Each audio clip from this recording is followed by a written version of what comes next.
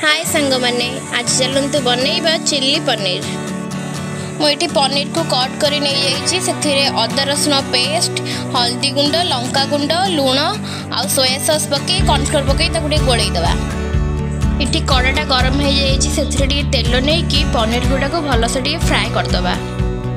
तापर ये पियाज कैप्सिकम टमाटो और अदा रसुण को छोट छोट काटी नहीं जावा। तापर तेल टिके नहीं गोटा मसला सब फुटाईदे। कटा ही रखाई अदा रसुण लंका को टिके पकई भाजीदे। तापर टिके पियाज और कैप्सिकम को पकई भलसे टिके भाजी नवा।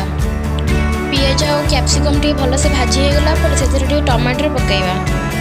तापर एथिरे अदा रसुण पेस्ट लुण लंका गुंड हल्दी गुंड सोया सॉस टमाटर सॉस पकई ताको टिके भलसे खेलई नवा। मसला टिके भलसे कषिया टिके छाड़ीदे। एबे एथिरे पनीर ऐड करी धनिया पत्र गरम मसला ऐड करदबा। रेडी हो गला एबे हमर चिल्ली पनीर।